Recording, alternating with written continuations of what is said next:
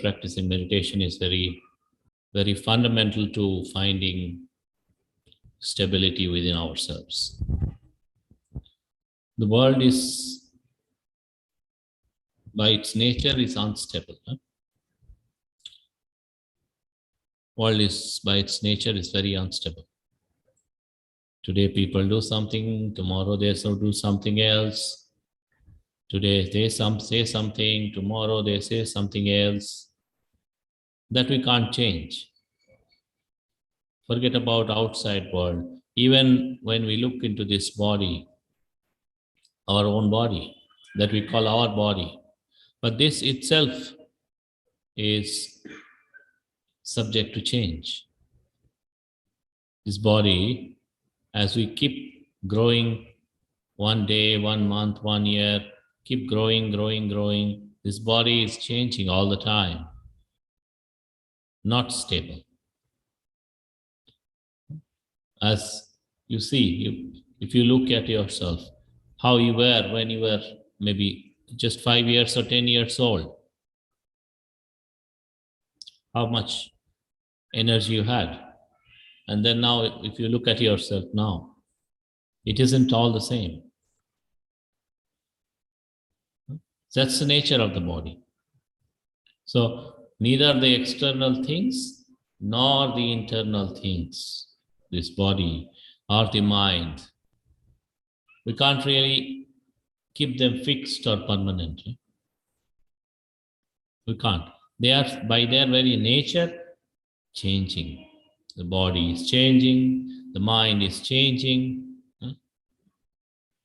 All things externally, internally are changing.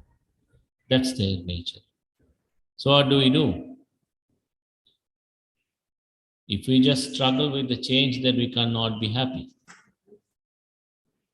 If we just keep on struggling with the change, why this change, why that change, why should it change, why should it happen like this, why should it not happen like this, then we will always struggle. We will struggle day in, daytime, nighttime, day in and day out. All our life will struggle. So that's why at the beginning when we started practicing meditation, I said, let go the bodily feelings. Let go the mental feelings. Means to let go the change from our mind, not to struggle with the change, not to grasp at the change. If it changes, it changes. By its very nature, if it is to change, let it change. Now, can we keep the body? Not, can we say we will make sure this body does not change? Can we really do that? Nobody can. Nobody can avoid growing up, then growing old, then decay, then death. This is normal for all people.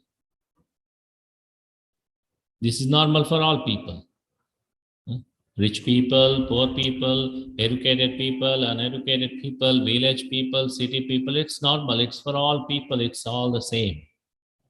It's all the same. Changing nature is all the same for all.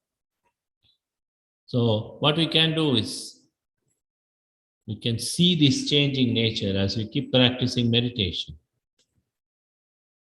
As we keep practicing meditation, our mind can see things better. Our mind can understand things better. We can see change is something that is inevitable. That isn't something that we can avoid. So our mind can let go the grasping. Let go the grasping. It doesn't struggle anymore. It doesn't want it not to change. Let this not change. Let this not change. Let that not change. Let it be like this. Let it not be like this. Then it doesn't struggle anymore. It can let go. Because it can recognize something very fundamental, that everything has to change. The good things and the bad things, everything has to change. Change is the only constant thing. So as we practice meditation, we can recognize this changing nature better. So we don't So when we practice meditation, we don't practice meditation to stop the change. We can't, nobody can. If we could stop the change, if we would not be old, if we would not be sick, if we would not die, yeah, by practicing meditation, that would have been a different story altogether. But that isn't possible. Nobody can do that. Nobody can. Falling sick, growing old, finally passing away, dying, it isn't something that we can change. Neither us nor other people. Huh? Whether it is us or an enlightened person, it's same. Their body also changes, just like us. Only thing is, they have recognized this changing nature completely. So in their mind, there is no grasping left. Grasping at the change. Why should it become like this? Why should it not become like this? That grasping is not there. When that grasping is not there, then agitation and suffering is not there. Whatever it is, it is. So that's why, so it all starts with the practice, continuous practice of meditation. But then meditation is not something that you can do in isolation. Meditation is not something that you can do in isolation. Meditation is not like something you suddenly start and everything becomes okay. It isn't like this. There are causes and conditions. There are causes and conditions to be successful in meditation. Just suddenly, one fine day, I will meditate and I will become enlightened. It doesn't happen like this. Nobody can do like this. It doesn't happen. That's not how things are. There are specific causes behind our success in the spiritual path. Step by step, things have to happen step by step in a proper manner, in a very systematic manner. The first thing, very, very important, is to associate with wise people. Very, very important is to associate with wise people. Why? We can associate with anyone. We can associate with anyone we want, good people or bad people. But then, the kind of people we associate with, the similar kind of input we get from them. If we associate with people who aren't good, who are into wrong things, wrong practices, wrong beliefs, or a wrong understanding, or a wrong character, whatever it is, then when we associate with them for long, we tend to inculcate those things, their wrong things. We inculcate those wrong things, wrong values, wrong practice, wrong belief, wrong understanding. We tend to grasp at those things. And that's dangerous. That's dangerous. Now, they said Corona. Recently there was a big pandemic, Corona. Now the Corona happened. So doctors said, you must take on the precautions. You must wear masks. You must sanitize your hands. You must sanitize yourself regularly. Not to be contacting the Corona. You must do certain things, not to contact the disease. Why? Because the disease is infectious, simple. Similarly, wrong association is also equally infectious and dangerous. If you associate with a corona patient without taking proper precaution, you get corona. And if your body doesn't have enough immunity, you may even die. First of all, you will fall sick, and then you may survive or you may get better. If your body doesn't have enough immunity, you may even die. That's the danger of wrong association or incorrect association. So, similarly, our friends and associations aren't good, aren't right. They are into all kinds of wrong things. Then we tend to get those bad things into ourselves.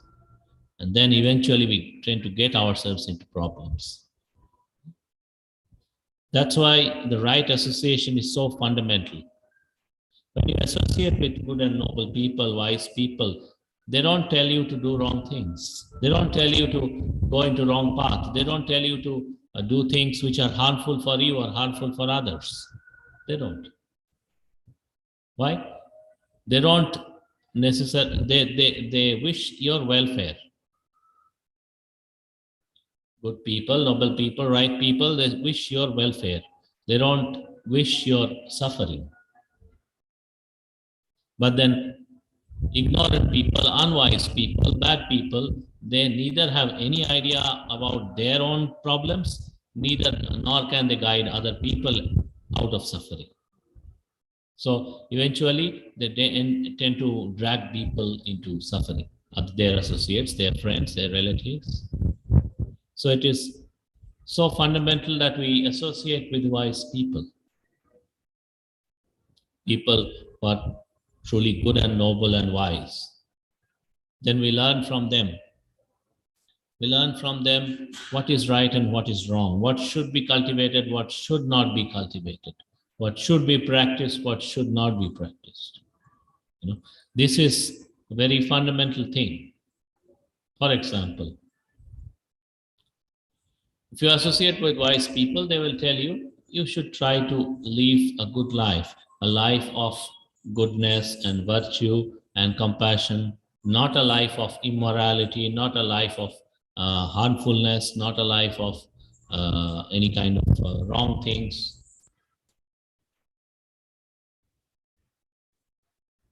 And this is so fundamental. Living a life of virtue is so fundamental for our basic day-to-day happiness and good life. So fundamental. If we are people, for example, there are 4 or 5 members in the family. There are 4 or 5 members in a family, like in general, normal family. So these 4 or 5 people, they always lying to each other, trying to deceive each other, causing harm to each other, taking each other's things without telling each other, still like stealing,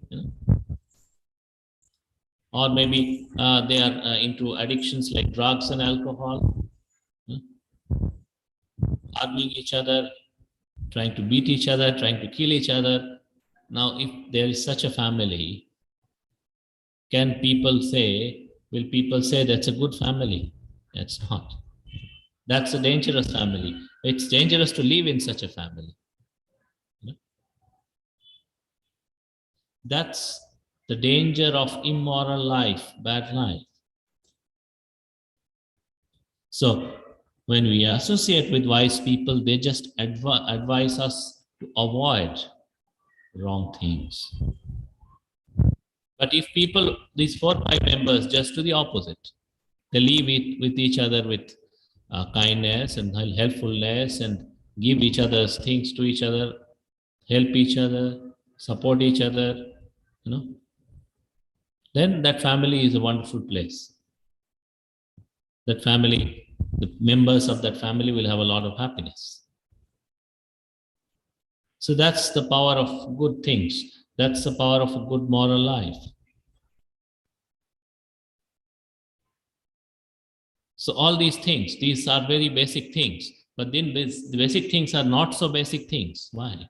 Because if we don't associate with the right people, wise people, good and noble people, most of the time I see people come, and because they themselves are not so wise, and then they themselves don't go and ask or learn from good people or wise people, so they have no clue what's happening in their lives. So many people come, they have this suffering, that suffering, this stress, that depression, First of all, they themselves know what is correct or not. Then they don't even go and associate with the right people, get their advice. They don't want to learn anything good. They don't want to practice anything good. But they still expect their life should be good. It's like you want yourself to feel when you're hungry, you want to feel full. You want to feel full in your stomach, but you are unwilling to eat. That doesn't work. Without eating, your stomach doesn't become full. You'll always be hungry and complaining, I feel hungry and I feel hungry. But if somebody says, okay, there is food you can take, but you refuse to eat, then you will always be hungry. Similarly, if we don't associate with the right kind of people and if we don't take their advice, then our life doesn't improve. So this is one of the very fundamental things. So that's why when the Lord Buddha, there's a very elaborate discourse on life's most wonderful blessings. And the first blessing Lord Buddha talked about is this, Asevanachavalana, associating with the wise people. And the second, if you associate with the wise people, this is a great blessing because you will go on the right track. Second, the first one he said is Asevanacha Balana. Don't associate with wrong people. Do not associate with wrong people, evil people, immoral people, ignorant people. Don't associate with them. Just like as I gave the example, this people when they go close to a very severe corona patient, you get infected. Similarly, you go to wrong people, that's far more dangerous. You can get corona, and then you may die. At the most, I say you may die in this life, but that's okay. Anyways, you will die. Today or tomorrow, you're going to die. Nobody is going to leave us. None of the people sitting here or none of the people outside, nobody is going to live forever. But then that's not so dangerous. Why? If you are attacked by a dangerous animal and you die, if you are infected by a dangerous disease and you die, it's bad, but it's not so bad. But if you associate with a bad person, it's much more worse than this. Why? Because when you associate with a wrong person, immoral person, unwise person who drags you into all kinds of wrong things, then you suffer in this life, but that doesn't end there. Because when you cultivate those wrong things, those things will drag you into suffering this life and the next and the next, and it will continue like this. It is so dangerous to associate with ignorant people. Life after life, you will suffer. But if you associate with the wise people, second blessing, he said, Panditananja Sevana, if you wish to associate with anyone, associate with good and noble people. Avoid wrong company, avoid evil company, associate with the right people. This, the first two blessings Lord Buddha talked about. So blessings, basically, is a very wonderful discourse on life's great blessings. There are 38 types of blessings. I cannot explain all of it now because it's very big. But then, at least the first one you remember, avoiding wrong association, wrong company, evil people. Associating with the good people. Second. And the third one, respecting those who are worthy of respect, honoring those who are worthy of honor. Who are worthy of honor? Who should we respect? Whom should we respect? Starting with our own parents. Starting with our own parents, because they have done a lot for us. They have sacrificed so much for us. So starting with our own parents. If they were not taking care of us when we were small children, we would have died long time back. We would have died long time back. If they did not feed us, take care of us when we were just very small children, very small babies, we would have died.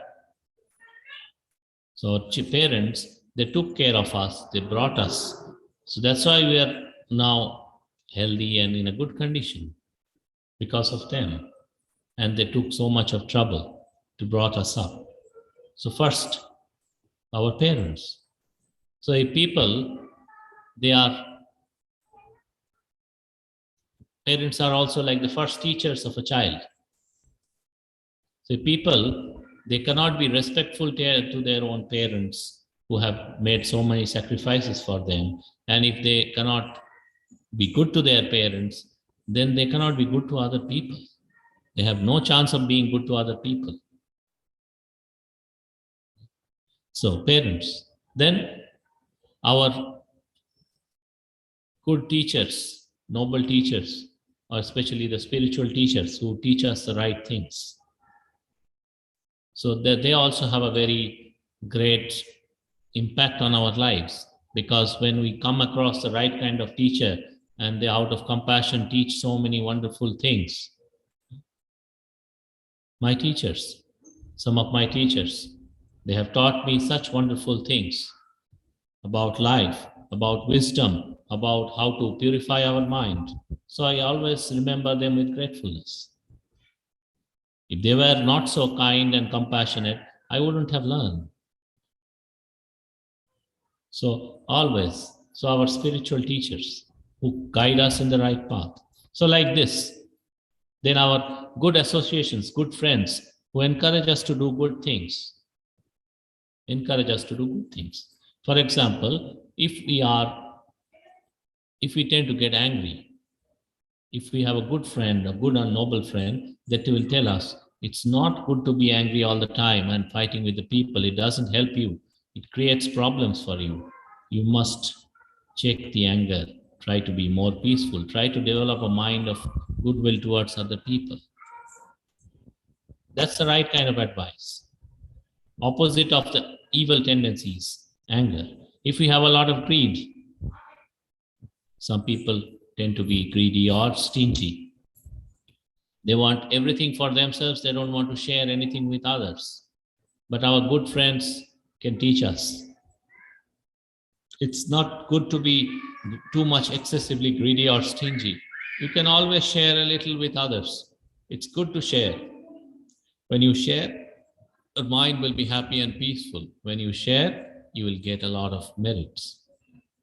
So if we have something, good, evil tendency like a greed, like hatred, our friends, our good friends, noble friends, they can teach us. Do the opposite. Do the reverse of the unwholesome tendencies. So such people, our parents, our spiritual teachers, our good and noble friends, such people we should honor and respect.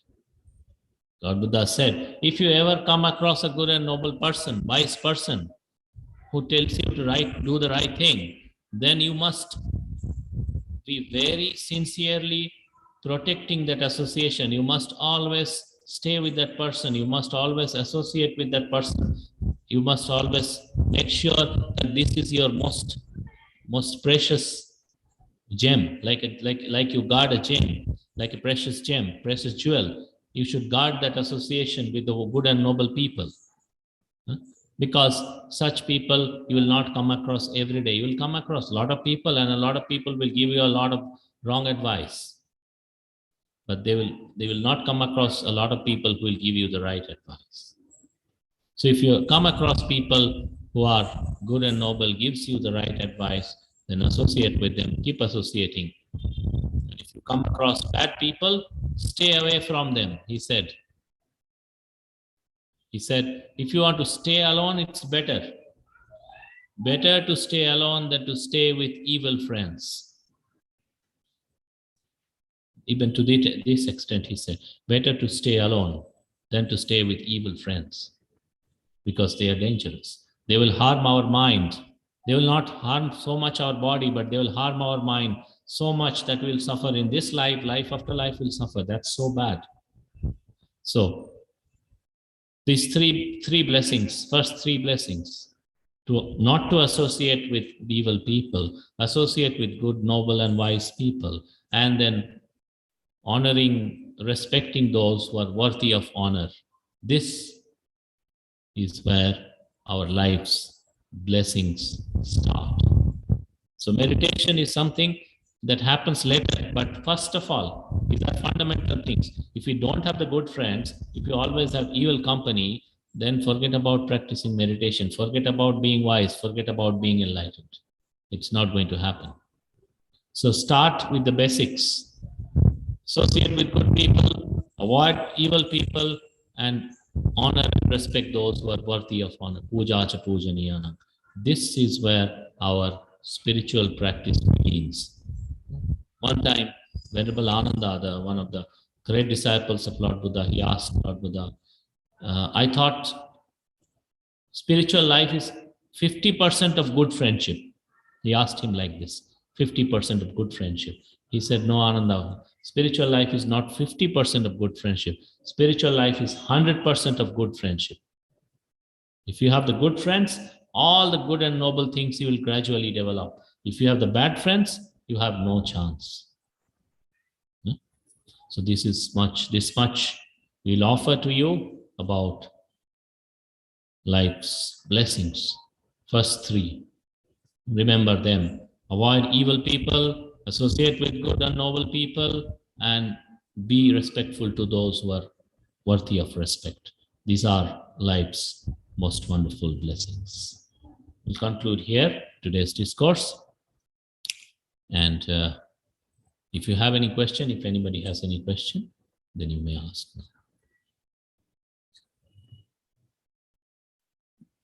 Good evening, Bhante. It's related to breath meditation question. Like instead of forcing the breath, like not forcing, but force the mind will be agitated. So I tried to take the mind position without the nostril. So if the breath comes or not, but patiently I'm staying there. So like a subtle breath, not continuously to inflow or outflow. Sometimes I'm able to observe that simple in breath or out. With this breath, mind is calm. So it is a good practice. Like I'm unable to experience every in or out, but I'm able to be aware of settle one or two breaths. So it is fine. Like it's fine. It's fine. Important thing is not to force the mind. Never force the mind. Force the mind to stay or to observe, then it will not be good. So just remain aware in and around the nostril area. Remain aware. Even if you don't see all the in-breath and out-breath, it's okay. To start with, it's okay. And as you keep growing, as you see the subtle breath, then gradually you will see more and more breath. It will become better and better. That's fine. But important thing is to maintain your awareness. From time to time, your mindfulness will go away. So why do you not see, sometime only you see the subtle breath, not all the time? Subtle breath is there, but why do you not see it all the time? Simply because your mindfulness is not good enough now. But as you keep staying there, training your mindfulness, sharpening your mindfulness, then more and more subtle breath will appear from that place itself. And it's good you staying there, but make sure you allow your mindfulness to grow naturally. With that, instead of forcing or thinking too much about it, just try to be there. Even one breath you can observe clearly, one subtle breath in 1 hour also, it's good enough. So we should have patience to stay yes, in position without being bothered about the result. We don't need to be bothered about the results. If you do it sincerely, with correctly, results will come. But important thing is not to be agitated. So, like if the breath is not there, but the mind is deciding to put towards. So instead of Yes. breath, the word is there. Not Okay. So you can recite it, and you can. But after reciting for some time, when if your mind becomes peaceful, then again you can go back to the breath. You can do that. So, like, I want to know what is the how to differentiate the light which comes by meditating, artificial light and natural light. If you sit like in the morning hours or afternoon hours, the light will falls on our eye. But if you sit on night, the same thing will not happen. So can you please differentiate the natural as well as the artificial? If you are Sun rays or so, see, if when the light nimitta appears, it will initially be very dim. So you may not be able to differentiate whether it is coming from outside or it is inside like that. It's not so easy all the time. But if you keep doing it when it gets brighter, then you can differentiate. This is our meditation nimitta, light appearing. If it is getting brighter and brighter, then it is. But that's fine. If it is very dim initially, you need not observe it at all. But it happens only in the morning time. It can happen. It can happen to people in morning, evening, night, anytime it can happen. It's no fixed time for it. Yeah. So it depends on our mindfulness, not about the morning or evening. Our mindfulness. So, but the only thing is, we need not focus too much into this. We can stay with the breath. Only when this is strong, bright, then we can observe. Otherwise, we need not. We need not pay attention to this. Like whenever it is bright, like suddenly we are observing the breath and out. So suddenly, like there is a deep sense in the awareness. That light will comes towards us. Then there is this kind of fear comes up, and the light. This is our mental defilement. So let it go. Don't bother about the light. If you tell yourself, if the light is there, let it remain in the background. But I am not bothered about this light. I am only bothered about the in-breath and out-breath. I will stay with this. After that, if the light becomes stronger, then it is good. If it goes away also, it is good. No problem. No problem. It has to naturally develop. Okay. Chant with the chanting of metta. Sukhe bhaveyang nidoko ahang nichang ahang viha hita cha me sukhe honto majjata dachaverino imani gamma kettam he satta honto sukhe sada parancha rajyeso chakavale sujantano sadhu sadhu sadhu. So we conclude here. We'll meet again next Sunday, same time at 6 o'clock.